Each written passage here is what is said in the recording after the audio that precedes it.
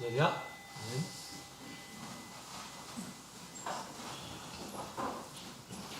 네, 편히 앉으시기 바랍니다. 예수 그리스도 이름으로 하나님 말씀 증거하겠습니다. 자, 우리 하나님 말씀 사도행전 10장에 있는 말씀을 함께 보시겠습니다. 사도행전 10장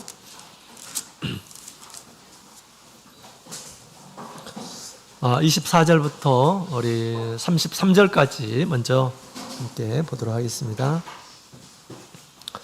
24절부터 우리 33절까지 있는 말씀을 같이 보도록 하겠습니다.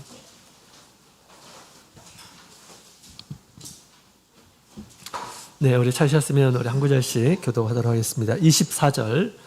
이튿날 가이사랴에 들어가니 고넬료가 일가와 가까운 친구들을 모아 기다리더니 아침 베드로가 들어올 고넬료가 맞아 발 앞에 엎드려 절하니 베드로가 일으켜 가르되 일어서라 나도 사람이라 하고 보러 말하여 들어가 여러 사람의 모인 것을 보고 이르되 유대인으로서 이방인을 교제하는 것과 가까이 하는 것이 율법인 줄은 너희도 알거니와 하나님께서 내게 지시하사 아무도 속되다 하거나 깨끗지 않다 하지 말라 하시기로 물음을 삼지 아니하고 언노니 무슨 일로 너를 고넬료가 가로되 나흘 전 이맘때까지 내 집에서 제 굿이 기도를 하는데 호련히 한 사람이 빛난 옷을 입고 내 앞에 서서 말하되 고넬료야 하나님이 기도를 들으시고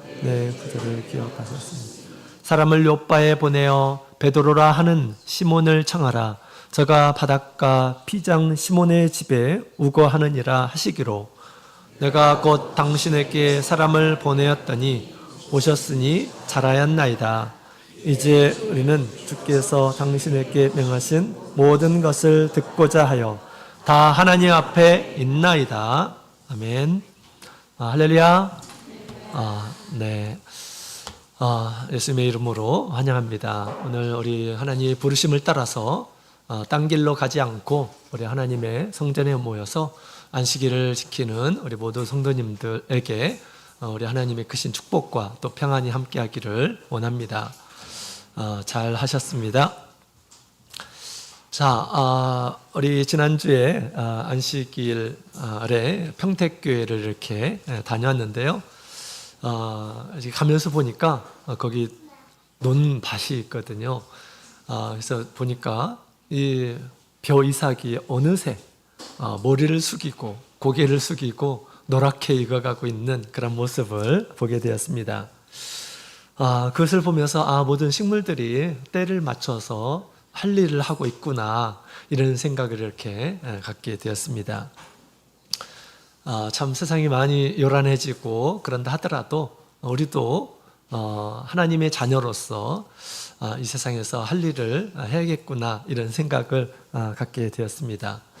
어수선한 세상 가운데서도 자기의 신앙을 잘 지키며 또 우리 주님께서 우리 모든 성도들에게 주신 빛과 소금이 되는 세상에서 빛과 소금이 되는 그러한 사명을 다하시며 우리 하나님 앞에 드러나시는 우리 모든 성도님들이 되시기를 원합니다. 자, 오늘 우리 베드로가 이제 드디어 고넬료의 집에 가서 복음을 전파하는 그런 내용이 기록되어 있습니다. 지난 시간에는 베드로가 변화되는 그런 과정을 우리가 함께 배웠죠. 이방인과 함께 교제하는 그런 전통을 깨고 우리 예수님께서 주신 명령과 또 성령의 권면함을 듣고 마침내 이 고넬료의 집에 들어가는 그런 이 베드로를 보게 됩니다. 우리 베드로는 참 우리 사도 중에 사도 또 아주 훌륭한 그런 사도입니다. 그럼에도 불구하고 우리 예수님께서는 그에게 계속해서 변화를 요구하는 것을 보게 됩니다. 그래서 우리도 늘 심령으로 새롭게 되고 또 변화를 두려워하지 않는 그런 마음을 우리가 가져야 되겠습니다. 나는 지금까지 이대로 살았으니까 앞으로도 이대로 살아야겠다라고 하는 그런 고집스러운 그런 마음이 아니라 하나님께서 빚으면 빚는 대로 빚음을 받는 이런 사람들이 우리 하나님 앞에 큰 일을 할 수가 있습니다. 그래서 자신의 전통, 어떤 자신의 어떤 고집 이런 것들이 아니라 하나님의 말씀을 따라서 하나님의 뜻이면 내가 살기도 하고 죽기도 하고 내가 이것저것을 하리라 라고 우리 야고보 사도가 그런 얘기를 했죠. 우리가 그런 마음을 가지고 우리가 살아가게 될 때 주님께서 귀하게 또 거룩하게 쓰임 받는 이런 사람들이 될 것입니다. 자, 그래서 우리도 이같이 주님께서 말씀하시고 또 성령이 우리 가운데에서 이렇게 권면하게 될 때 성령의 이 권면에 귀 기어 담고 그 뜻을 이루게 된다면 우리가 더 귀한 일에 쓰임을 받을 수 있으라 그렇게 생각이 됩니다. 때로는 우리 성령의 음성이 들리지 않는 때가 있습니다. 우리가 성령의 충만함 가운데 내가 마땅히 무엇을 해야 될지 우리 성령이 베드로에게 말씀하듯이 우리 가운데 우리 성령은 조용히 잠잠히 아무것도 안 하고 그러고 있는 것이 아니에요. 성령은 보혜사라고 그렇게 얘기하고 있습니다. 그럼에도 불구하고 우리가 귀를 막고 사는 그러한 경우들이 있습니다. 내 안에 성령의 뜻을 모른 채 또 귀 기울이지 않은 채 그렇게 살아가는 그러한 경우들이 있습니다. 때로는 그런 때 우리 믿음의 사람들에게 하나님의 뜻의 권면을 이렇게 듣습니다. 그럴 때 우리가 그러한 말씀을 이렇게 귀 기울여 듣고 행한다고 한다면 그것 또한 우리가 하나님 앞에 선한 일들을 할 수 있는 그러한 기회가 되리라 그렇게 생각이 됩니다. 오늘 본문의 말씀을 보게 되면 이제 베드로가 어렵게 고넬료를 만나고 또 이제 복음을 전하는 그런 내용이 나옵니다. 베드로가 고넬료에게 어떤 복음의 말씀을 전했을까요? 우리 주님께서 우리에게 복음을 전파하라 라고 말씀하셨습니다. 또 복음을 전해야 될 사람이 너무너무 많습니다. 우리가 무엇을 어떻게 전해야 될까요? 베드로는 어떻게 복음을 전하였을까요? 하나님께서 천사를 통해서 보내준 그 사람과 함께 하나님께서 받으신 그 사람에게 가서 어떤 이야기를 했을까요? 다음 주면은 이제 추석 연휴죠? 추석 연휴입니다. 믿는 사람들도 만날 수 있고요. 또 믿지 않는 이러한 사람들도 만날 수 있을 것입니다.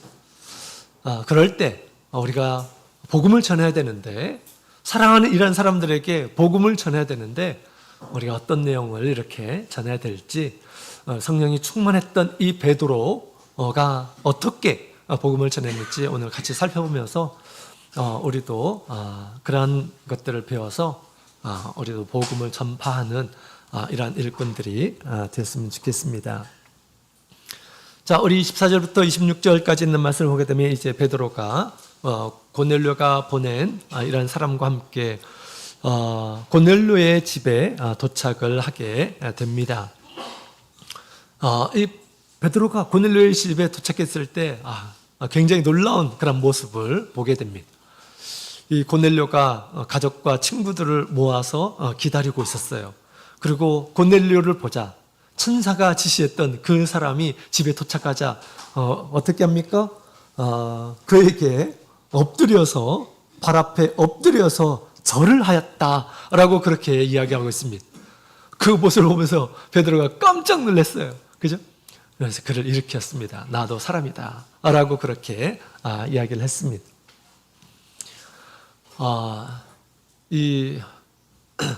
그렇죠?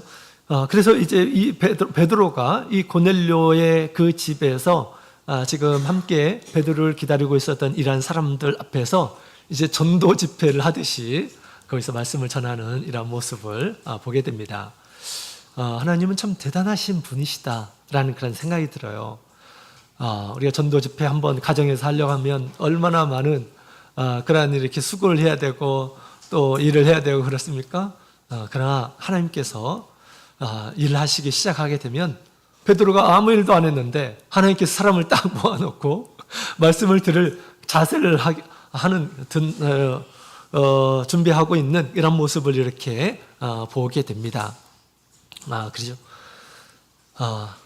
그래서 이제 베드로가 거기서 복음을 증거하는 그런 모습을 보게 됩니다. 무슨 일로 나를 불렀느냐라고 이제 베드로가 이야기를 하죠. 이때 이 고넬료가 기도하는 가운데 보았었던 환상, 또 메시지를 들었던 이야기, 또 사람을 보낸 이야기, 여차저차해서 당신을 당신을 이렇게 부르려고 사람을 보냈습니다. 라고 그렇게 이야기를 하게 됩니다.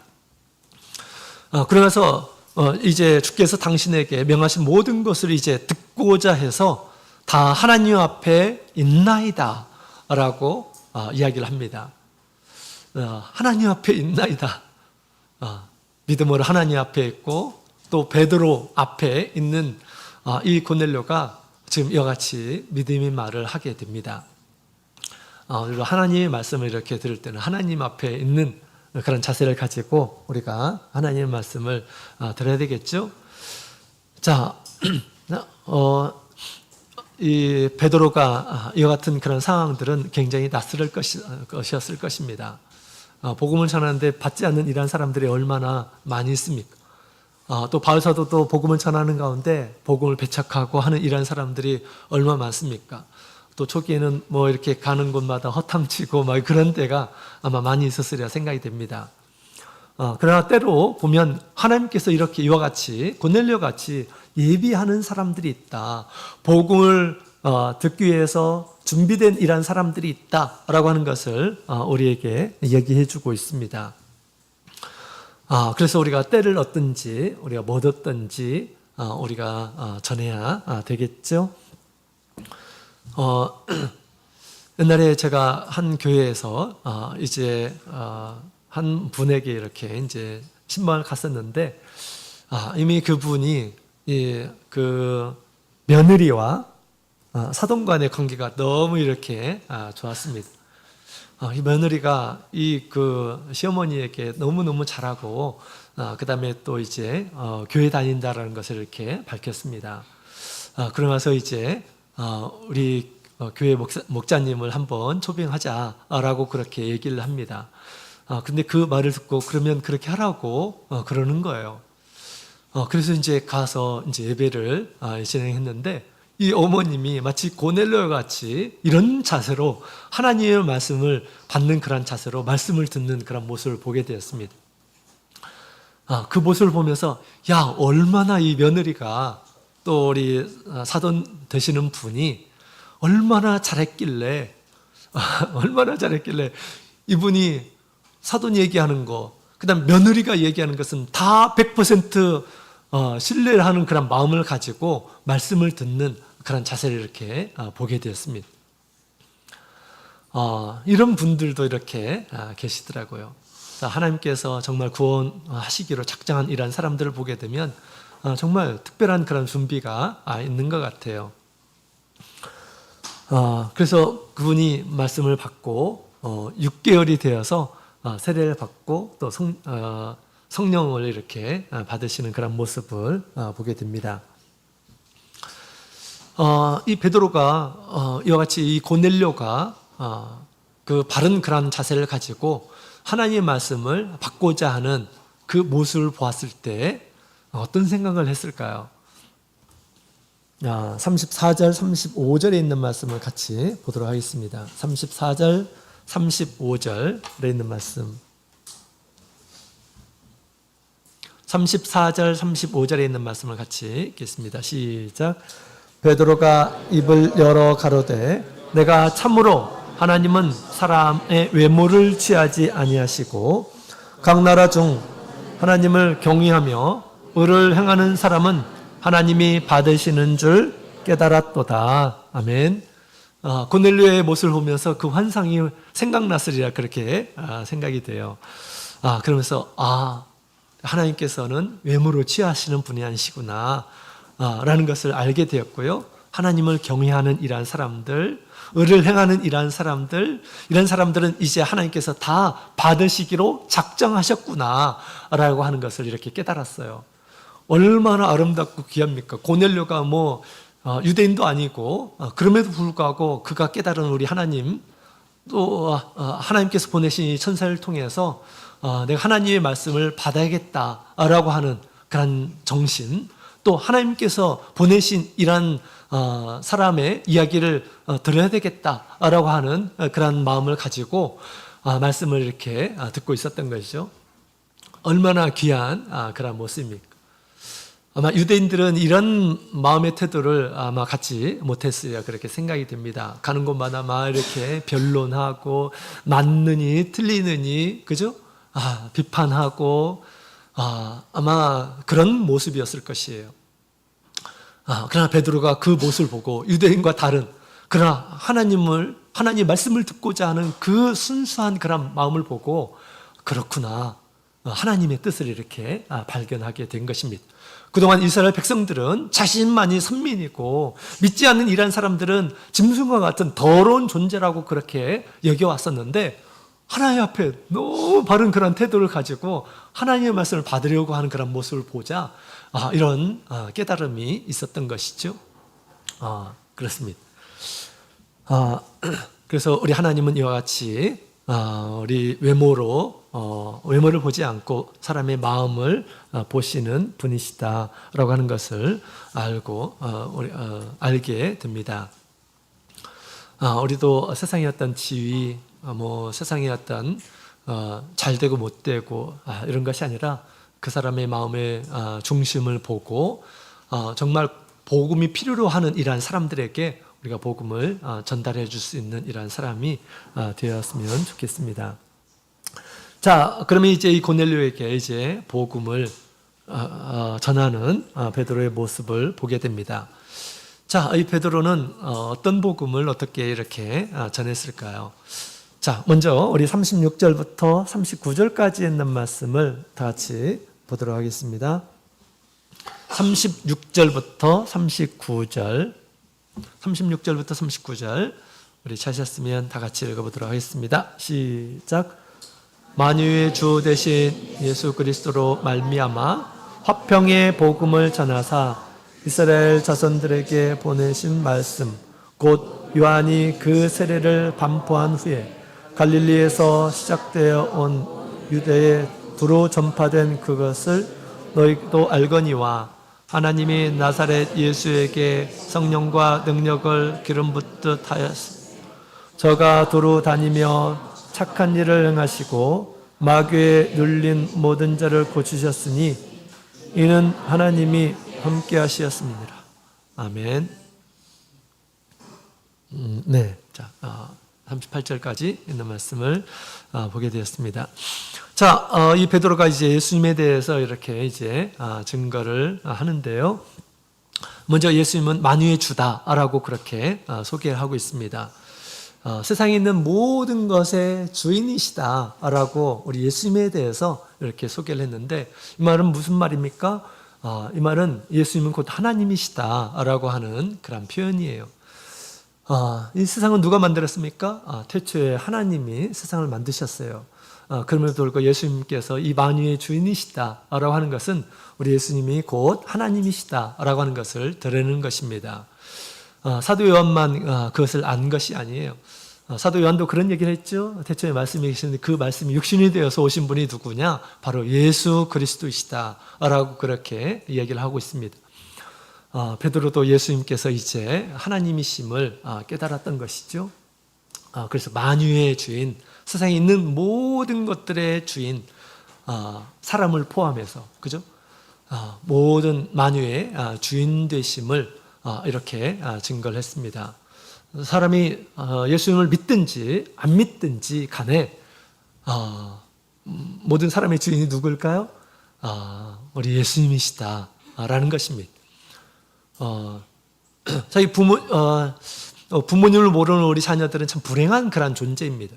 그래서 우리가 예수님을 소개한다는 것은 그 소유주, 그 보호자, 그 사람의 보호자 되신 분을 이렇게 알려주는 행위다라고 그렇게 말할 수가 있겠죠. 사람이 세상에 나올 때 도대체 어디에서 나오는지 아는 사람이 아무도 없습니다. 또 이 세상에서 이제 목숨이 끊어져서 가는데 어디로 가야 하는지 아는 이란 사람이 아무도 없어요. 이런저런 사람들이 죽으면 어떻게 될 것이다, 어떻게 될 것이다 이런 얘기를 하는데 그런 것이 마음속에 어떤 확신, 그것이 진리다라고 이렇게 믿는 이란 사람들이 있습니까? 우리 예수님을 믿지 않는 이란 사람들은 그와 같이 나그네와 같이 아무것도 모르는 가운데서 그렇게 살아가고 있는 것입니다. 우리는 예수님을 전한다라는 것은 그 인생의 주인 되신 분이 누구인지를 얘기하는 것이죠. 자, 그 다음에 우리 예수님에 대해서 들은 여러 가지 소문들이 진실하다라고 그렇게 이야기를 하게 됩니다. 그도 가나안 땅에 살고 있었기 때문에 예수님에 대한 이야기를 이렇게 들었으리라 생각이 됩니다. 그것이 다 사실임을 이렇게 얘기를 하죠. 뿐만 아니라 이제 그 뒤에 보면 이제 이 베드로가 우리 예수님이 행하신 이 착한 일을 이렇게 증거를 하는 그런 모습을 보게 됩니다. 예수님은 이 세상에 오셔서 많은 착한 일을 하신 분이시다라고 그렇게 이야기를 하고 있는 것이죠. 여기서 착한 일이라는 것은 무엇입니까? 베드로가 염두에 두고 있었던 그런 말들은 무엇일까요? 이 세상에 오셔서 하셨던 모든 일들이 사실은 다 착한 일이에요. 사람들을 위해서 병든 자의 병을 고쳐주시는 일, 얼마나 착한 일입니까? 그죠? 사람의 능력으로 해결할 수 없는 그런 질병들을 고쳐주시는 것들, 얼마나 착한 일입니까? 또 우리 굶주린 자에게 떡을 주시는 그런 일들, 또 폭풍 가운데서 이 폭풍을 잠잠하고 사람을 살리는 일, 얼마나 좋은 일입니까? 또 죽은 자를 살리신 일, 또 귀신을 쫓아낸 일, 이런 것들은 다 착한 일이에요. 사람 보기에 다 정말 감사한 그런 일입니다. 예수님께서는 이와 같이 이 세상에 오셔서 이 착한 일을 행하신 분이시다 라고 그렇게 이 베드로는 먼저 예수님에 대해서 소개를 합니다. 자, 그래서 우리가 예수님을 정할 때 이와 같이 믿음으로 예수님은 나에게 착한 분이시다, 예수님은 당신에게도 착한 일을 행하시는 분이시다 라고 그렇게 우리가 소개를 해야 하겠습니다. 베드로전서 우리 3장 15절에 있는 말씀을 보게 되면 이 베드로 사도가 이런 권면을 하고 있어요. 너희 마음에 그리스도를 주로 삼아 거룩하게 하고 너희 속에 있는 소망에 관하여 이유를 묻는 자에게는 대답할 것을 항상 예비하되 라고 그렇게 이야기를 하고 있습니다. 왜 예수님을 이렇게 믿고 있느냐, 무슨 소망이 있냐 라고 그렇게 말하는 이란, 질문하는 이란 사람에게 늘 할 말을 예비하고 있어라 라고 그렇게 이야기를 하고 있습니다. 베드로는 예수님은 착하신 분이시다 라고 하는 것을 이렇게 얘기를 하고 있습니다. 이것은 우리가 평상시에 우리가 믿음 생활하는 가운데 하나님께서 나에게 주신 그런 은혜를 믿음으로 볼 줄 아는 이런 사람들이 누구에게 얘기할 때도 우리가 예수님은 나에게 착한 일을 행하신 분이십니다, 이렇게 말할 수가 있겠죠. 예수님은 우리를 돕는 분이시다.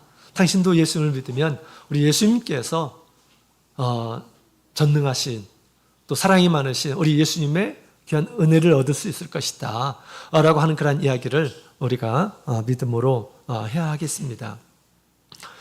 우리가 기회가 될 때마다 우리가 예수님의 착하신 일들을 우리가 증거할 줄 아는 이러한 사람이 되어야겠습니다. 누가복음 19장 12절 13절에 있는 말씀을 함께 보도록 하겠습니다.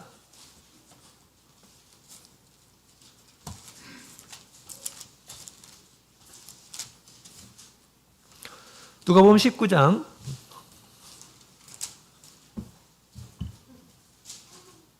12절 13절 12절 13절 같이 읽겠습니다. 시작. 가라사대 어떤 귀인이 왕위를 받아 가지고 오려고 먼 나라로 갈 때에 그 종 열을 불러 온 열 문화를 주며 이르되 내가 돌아오기까지 장사하라 하니라. 아멘. 자, 우리 하나님의 나라가 당장 오는 것이 아니다라고 하는 것을 이렇게 말씀하시려고 지금 이 비유의 말씀을 하십니다. 어느 귀인이 왕위를 가지고 오려고 하는데 시간이 있잖아요. 그때 종들에게 이제 이 집을 위해서 장사하라 라고 하고 갔다 오는 그러한 이야기를 이렇게 예수님께서 하십니다. 이처럼 우리 예수님께서 이제 재림하시는 때까지 예수 믿는 이란 사람들이 이제 하나님의 나라를 위해서 복음의 장사를 하는 이러한 일들을 하게 될 것임을 얘기를 하고 있습니다. 달란트 비유도 비슷한 그런 내용이죠. 예수님께서 우리에게 큰 은혜를 이렇게 주셨습니다. 그것은 우리가 믿지 않는 이러한 사람들에게 주신 은혜도 마찬가지예요. 그죠? 나를 살게 하시고 우리에게 이 세상에서 우리가 모든 것을 누리게 하시는 것이죠. 햇빛을 주시고 공기를 주시고 마실 물을 주시고 맛있는 식물을 주시고 다 사실 우리 하나님께 빚진 이러한 사람들입니다. 뿐만 아니라 이제 예수님께서 우리를 죄 가운데서 우리를 구원해 내시려고 이 땅에 오셔서 십자가로 나의 죄를 대신해서 이렇게 예수님께서 대가를 이렇게 치르셨습니다. 이제는 우리를 하나님의 자녀로 이렇게 여기시고 지금도 우리를 이렇게 돌보고 계십니다. 그렇다면 우리는 이제 무엇을 자랑해야 될까요? 무엇을 장사를 해야 될까요? 예수님께서 장사하라 라고 이렇게 말씀하셨는데 여러분 장사를 잘하려면 어떻게 됩니까? 소문을 내야 돼요. 홍보를 해야 됩니다. 이 물건이 어디에 좋다고 뭐에 좋다고 유익하다고 이렇게 큰 소리를 외쳐야 돼요. 그죠? 외치지 않으면 장사를 할 수 있습니까? 할 수가 없어요. 할 수가 없습니다. 우리는 복음의 장사를 하는 이러한 사람들입니다. 예수님께서 나에게 어떤 착한 일을 하셨는지 우리가 믿음을 가지고 우리가 이야기를 해야 된다라고 하는 것입니다. 말을 하지 않고 어떻게 사람들이 믿을 수가 있습니까? 믿을 수 있는 것이 없어요. 우리가 말을 해야 돼요. 믿음을 가지고 우리가 말을 해야 됩니다. 내가 이렇게 사는 것이 다 주님의 은혜이다 라고 하는 그런 이야기들을 우리가 얘기를 해야 하겠습니다. 저희 아버님을 이렇게 전도할 때 우리 예수님을 정말 많이 제가 전했습니다. 내가 이렇게 된 것이 누구 때문인 줄 아냐고. 내가 이렇게 시골에서 대학도 나오고 이렇게 좋은 사람 만나고 누구 때문이지 않느냐. 예수님께서 나를 이렇게 해주셨다. 이런 얘기를 굉장히 제가 많이 했습니다. 예수님 때문에 내가 이렇게 제대로 생활을 하고 또 대학도 다니고 그런 얘기를 이렇게 많이 했습니다. 사실 우리 예수님이 아니면 우리가 얻는 모든 것들을 우리가 얻을 수가 없어요. 그죠? 예수님께서 허락하지 않으면 내를 또 살 수가 없는 것입니다. 우리가 예수님을 안다고 한다면 내게 주어진 모든 것들이 다 하나님의 은혜임을 우리가 알아야 하겠습니다. 그것이 진리예요. 그것이 사실입니다. 그렇죠? 내가 어떤 나의 능력으로 사는 것이 아니라 주님의 은혜로 하루하루를 사는 것이죠. 또 어떤 사람들은 자기에게 주어진 어떤 어려움마저도 이것은 하나님의 은혜임을 고백하는 이러한 사람도 있어요. 정말 그것이야말로 정말 큰 이 믿음의 복음의 메시지가 아닌가라고 그렇게 저는 생각이 듭니다. 어떤 자매님께서 당신이 암 말기에 이렇게 이르렀습니다. 극적으로 치유가 되고 나서 이분이 그런 이야기를 하는 것을 듣게 되었습니다. 이 암은 하나님께서 나에게 주신 그러한 이 은혜이다. 그래서 그것 때문에 너무 감사하다. 그런 이야기를 이렇게 하는 것을 들었습니다. 암을 치유하는 과정이 얼마나 고통스러운지 모릅니다. 그럼에도 불구하고 그런 얘기를 하더라고요. 그러면서 하는 얘기가 자기가 암이 되기 전에는 하나님의 어떤 존재도 내가 의심을 하고 그랬었다. 근데 암이 발병하고 곧 있으면 죽는다라는 그런 이야기를 들을 때 하나님을 찾게 되었다고 이렇게 얘기를 하더라고요.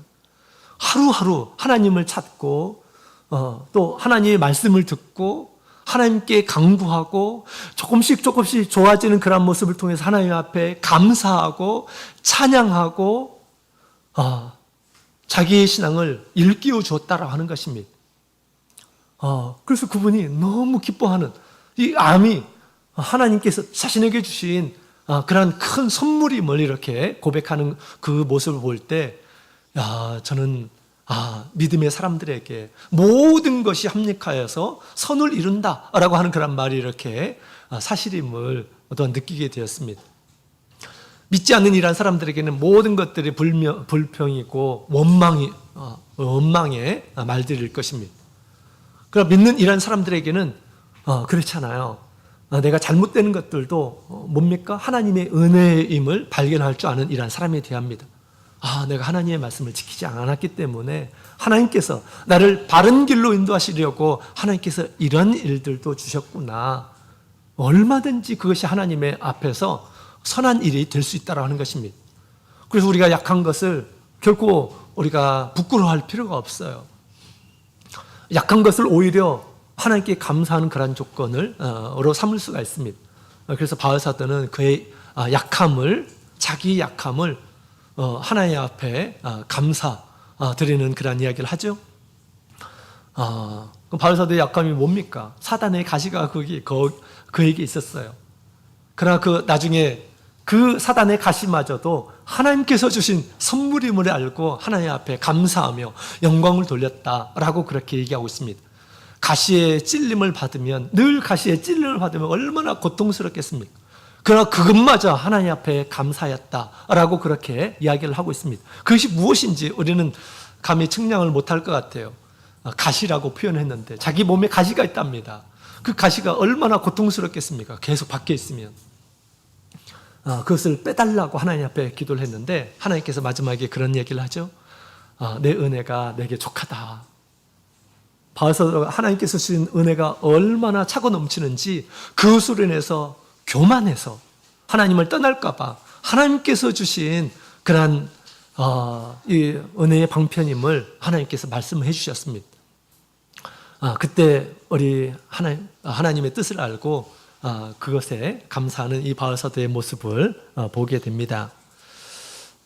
그래서 우리가 내가 이렇게 살아가는 것, 지금 누리고 있는 것 다 우리 하나님께서 나에게 주신 것이다 라고 그렇게 믿으면 그것이 참입니다. 그것이 정말이에요. 그런 믿음을 가지고 우리 믿지 않는 이러한 사람들을 볼 때 우리가 믿음으로 우리가 증거할 줄 아는 이러한 사람이 되어야겠습니다. 물론 우리의 말로만 이렇게 우리 주님의 착하심을 증거하는 것만 아닙니다. 우리의 행위를 통해서 얼마든지 또 주님을 증거할 수가 있어요.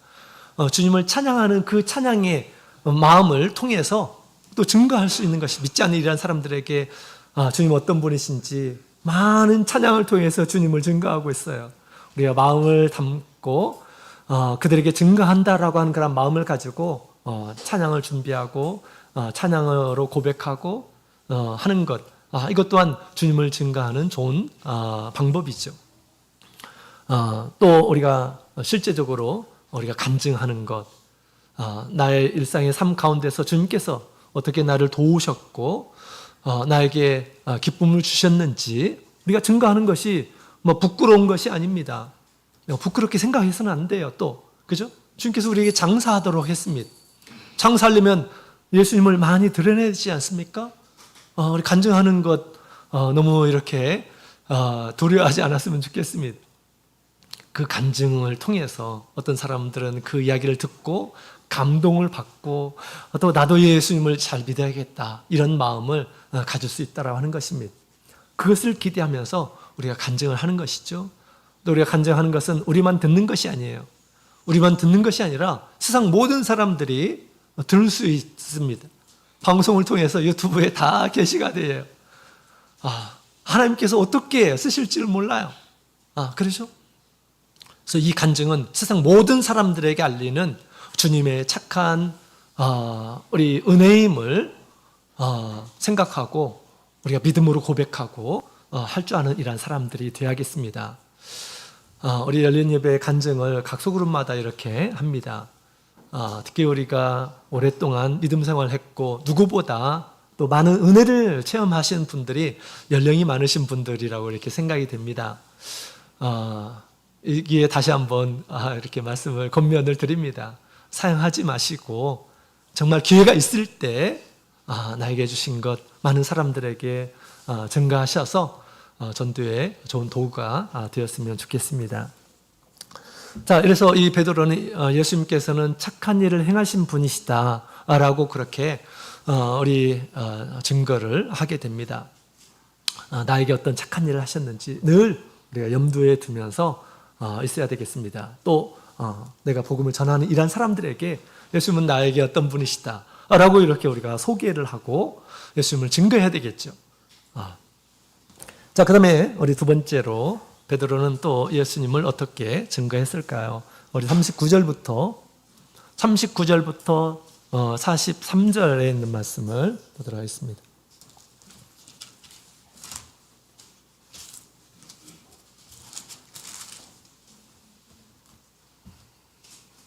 39절부터 우리 43절 다시 읽어보겠습니다. 찍겠습니다. 시작. 우리는 유대인의 땅과 예루살렘에서 그의 행하신 모든 일에 그를 저희가 나무에 달아 죽였으나 하나님이 사흘 만에 다시 살리사 나타내시되 모든 백성에게 하신 것이 아니요 오직 미리 택하신 증인 곧 죽은 자 가운데서 일어나신 후 모시고 음식을 먹은 우리에게 하신 것이라. 우리를 명하사 백성에게 전도하되 하나님이 산자와 죽은 자의 재판장으로 정하신 자가 곧 이 사람인 것을 증거하게 하셨고 저에 대하여 모든 선지자도 증거하되 저를 믿는 사람들이 다 그의 이름을 힘입어 죄사함을 받는다 하였느니라. 아멘. 자, 우리 여기 있는 말씀을 보게 되면 이제 이 베드로가 우리 예수님께서 착한 일을 행하셨다고 이렇게 전하고요. 이어서 예수님의 죽음, 예수님께서 죽으셨던 것, 또 예수님께서 부활하셨던 것에 대해서 이렇게 전하게 됩니다. 사실이죠. 예수님께서 죽으시고 예수님께서 다시 사셨습니다. 그리고 이제 우리 예수님께서 장래 재판장이 되심을 증거를 합니다. 죽은 자와 산 자를 재판하시는 재판장이 되심을 증거를 하죠. 그죠? 산자와 죽은 자의 재판장으로 정하신 자가 곧 이 사람인 것을 증거하게 하셨고, 세상 모든 일한 사람들이 이렇게 이제 심판하실 분으로 계시고, 또 마지막 날에 그런 최후의 심판을 하시는 분이 바로 예수님이시다라고 이렇게 얘기를 하고 있습니다. 이것까지는 이렇게 이제 사실이죠. 예수님은 우리를 위해서 죽으셨고, 그러나 죽은 가운데로 끝나는 것이 아니라 다시 사셨고, 또 그분은 우리 한 사람 한 사람의 주인이기 때문에 생명의 주인이고 우리의 모든 것을 주관하시는 그런 분이시기 때문에 이 세상의 한 모든 일들을 가지고 이제 심판하는 그런 분이시다라고 그렇게 얘기를 하고 있죠. 그러고 나서 그렇다면 예수님께서 죽으시고 부활하시고 또 재판장이 되셨다라고 그렇게 얘기를 했는데, 그렇다면 중요한 것이 무엇일까요? 믿지 않는 이러한 사람들에게 중요한 것이 무엇일까요? 그분이 재판관을 한다면 지금 믿지 않는 이러한 사람들에게 전해야 할 중요한 것은 무엇일까요? 바로 예수님을 믿으라 라고 하는 것이겠죠. 우리 43절에 있는 말씀을 보면 저를 믿는 사람들이 다 그의 이름을 힘입어 죄사함을 받는다 하였느니라 라고 그렇게 이야기를 하고 있습니다. 그래서 베드로가 예수를 믿는 것이 참 중요하다라고 하는 것을 이렇게 지금 증거를 하고 있는 것입니다. 예수님께서 죽으셨고 부활하셨고 아무리 사실이 하더라도 그것을 믿음으로 받아들이지 않는다면 이것이 무슨 상관이 있겠어요? 그죠? 지금 당장 예수를 믿는 것이 참 중요하다라고 하는 것을 이렇게 지금 베드로가 지금 증거하고 있다라는 것이죠. 그 예수님을 믿음으로 인해서 그 이름으로 죄 사함을 얻을 수 있기 때문에 믿는 것이 중요하다라고 그렇게 얘기합니다. 예수님을 믿지 않는다면 마지막에 심판을 받고 형벌을 받게 될 것입니다. 모든 사람들이 그럴 것입니다.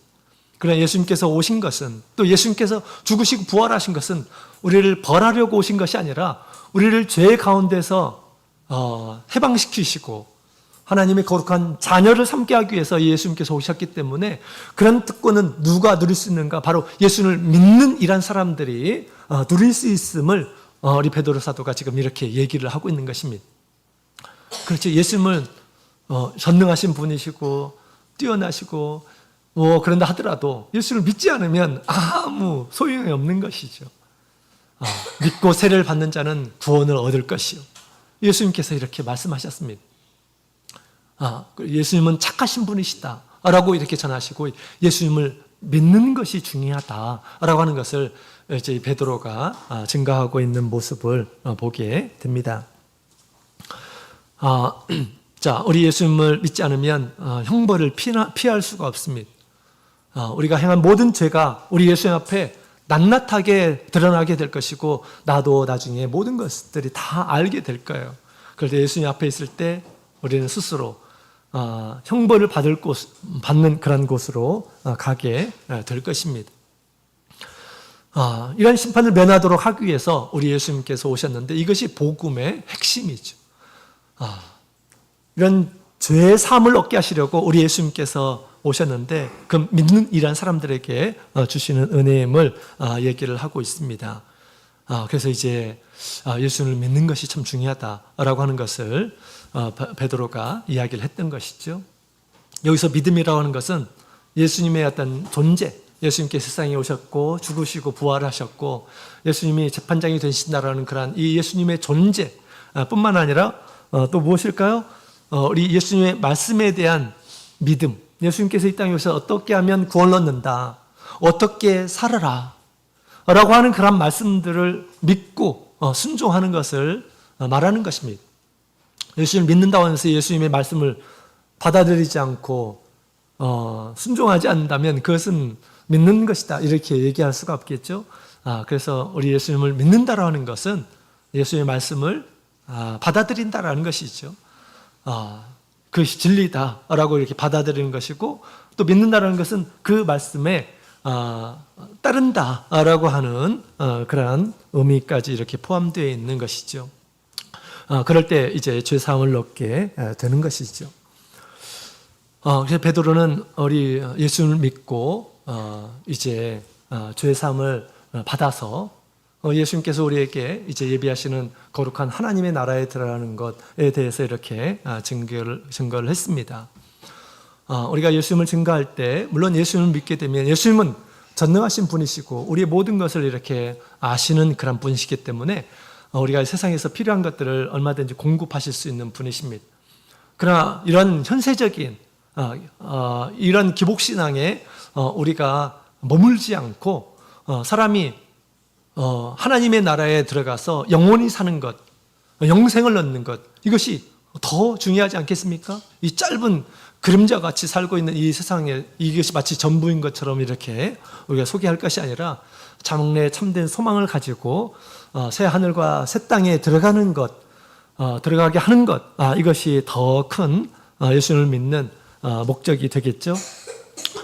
그래서 우리 이제 이 베드로가 예수님을 믿고 세례를 받게 되면 이제 죄사함을 얻는다라고 하는 그런 말들을 이제 나중에 이제 하게 되죠. 또 죄사함을 주는 세례를 베푸는 이런 모습을 보게 됩니다.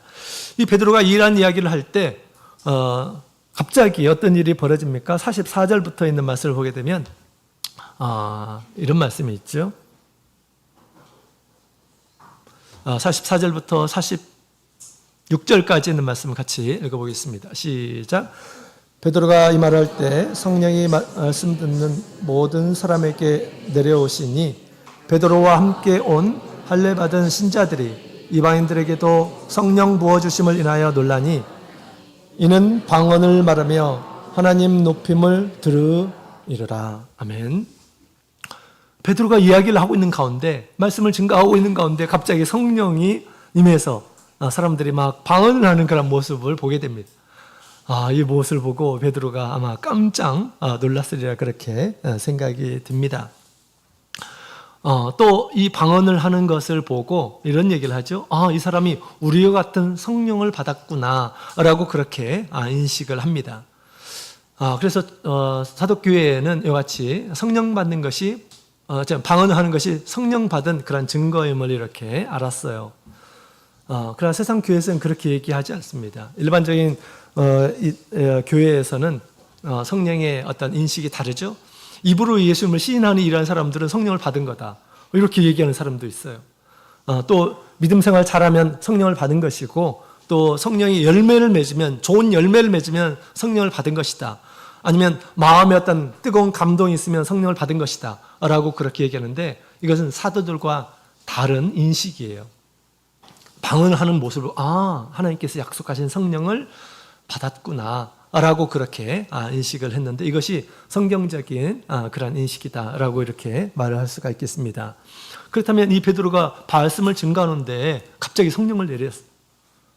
왜 하나님께서 갑자기 내려주셨을까요? 베드로는 전혀 그들에게도 성령을 내려주실 것이라고 하는 것을 생각을 못했던 것 같아요. 그러나 하나님께서 이 귀한 성령을 이방인에게도 주신다라는 것을 우리 하나님께서 주도적으로 이렇게 알려주셨던 것이죠. 그렇다면 어떻게 해야 될까? 예수님께서 주시고자 했던 이 죄삼은 당연히 성령은 베드로가 얘기한 것처럼 회개해서 예수 그리스도 이름으로 세례를 받는 이러한 사람들에게 선물로 주시기로 약속하신 것인데, 먼저 성령을 이렇게 주신 거죠. 그랬을 때 베드로가 어떻게 합니까? 어떻게 물로 세례 주기를 그 말이요 라고 하면서 이제 세례를 주어서 죄사함을 얻게 하고, 그들도 이제 하나님의 공동체 안으로 이렇게 불러들이는 이런 모습을 보게 됩니다. 하나님께서 완전하게 받으셨음을 성령을 통해서 이렇게 나타내 주셨던 것이죠. 이런 경우들이 정말 있습니다. 우리 초등학생들은 만약에 부모님이 믿음 생활 하지 않는다고 한다면 세례를 이렇게 줄 수가 없습니다. 보호자가 이렇게 이제 있고, 또 보호자가 그 믿음으로 이렇게 자녀들에게 세례를 줘야 되는데, 우리 부모님 믿지 않는 그러한 자녀들은 세례를 줄 수가 없습니다. 그래서 옛날에 한 교회에서 아동반들이 우리 다른 애들은 다 그 세례를 받고 또 성찬에 참여하고, 그런데 믿지 않은 가정에 믿지 않은 아이에게 어떻게 하면 세례를 줄 수 있냐고 저렇게 문의한 적이 있었습니다. 그래서 아이가 클 때까지 기다려야 된다 이렇게 얘기를 했죠. 근데 한 가지 방법이 있다라고 그렇게 얘기를 했어요. 그 방법이 뭘까요? 아동반임에도 불구하고 먼저 성령을 받으면 세례를 줄 수 있다라고 그렇게 얘기를 했습니다. 지금 베드로도 그렇게 했거든요. 그죠? 성령을 받았다는 것은 무엇입니까? 그걸 하나님께서 받으셨다는 뜻이에요. 그런데 어떻게 세례를 주지 않을 수가 있습니까? 근데 정말 우리 아이들이 열심히 그를 위해서 그때서부터 기도해 주기 시작했습니다. 그가 중학교 되기 전에 성령을 받았어요. 그래서 나중에 세례도 이렇게 주었습니다. 아동반들이 너무너무 좋아했어요. 우리 믿지 않는 우리 친구들이 오게 되면 그렇게 그 아이를 위해서 기도해 줄 수 있나요? 기도해 줄 수 있겠죠? 네. 네. 자, 우리 손교회 우리 아동반들도 얼마든지 그럴 수 있으라 그렇게 생각이 듭니다. 자, 오늘 우리 베드로가 고넬료의 집에 가서 어떻게 복음을 증거했는지를 우리에게 얘기해 주고 있습니다. 앞으로 우리가 해야 할 일들을 우리 베드로가 먼저 우리에게 가르쳐 준 거죠. 성령께서 우리 가운데 계시면서 늘 복음이 필요한 이러한 사람들에게 일어나 가라, 말하라 라고 주님께서 계속해서 우리에게 말씀하실 것입니다. 우리에게 구원의 복음을 주신 것은 우리가 가만히 아무 말도 안 하고 그냥 조용히 살고 그런 목적이 아니에요. 그런 목적이 아니고 한 사람이라도 더 복음을 듣게 해서 그로 하여금 복음의 큰 그 은혜를 얻도록 하기 위해서 주님께서 우리 가운데에서 이렇게 역사할 줄로 믿습니다. 이번 우리 추석 연휴에 정말 길더라고요. 그래서 많은 이런 사람들을 만나게 될 것입니다.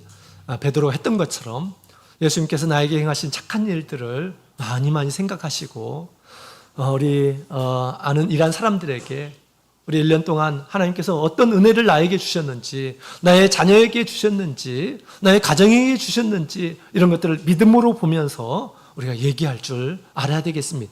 이 사람들이 장사를 잘하는 이란 사람들이에요. 그리고 당신도 믿음을 가지라고 예수님께서 얼마든지 우리 당신에게 큰 은혜를 베푸시고자 하신다고 우리가 얘기할 수가 있습니다. 뿐만 아니라 더 중요한 것은 우리 영혼의 구원함을 얻는 것임을 소개하고 하루속히 하나님의 집에 와서 우리 세례를 받고 구원에 이르도록 그렇게 전하는 것, 이것이 우리가 해야 할 일들이고 또 베드로가 지금 살고 있다면 그렇게 전했으리라고 생각이 됩니다. 나에게 착한 일을 행하신 우리 주님께 감사드리고 더욱 깨닫게 하셔서 주님께 감사드리며 또 많은 이란 사람들에게 당당하게 우리가 용기 있게 전할 수 있는 그런 믿음을 저희에게 주시길 원합니다. 주님의 이 복음이 우리 성도들을 통해서 이 세상에 많이 전파되기를 원합니다. 다 같이 묵도드리겠습니다.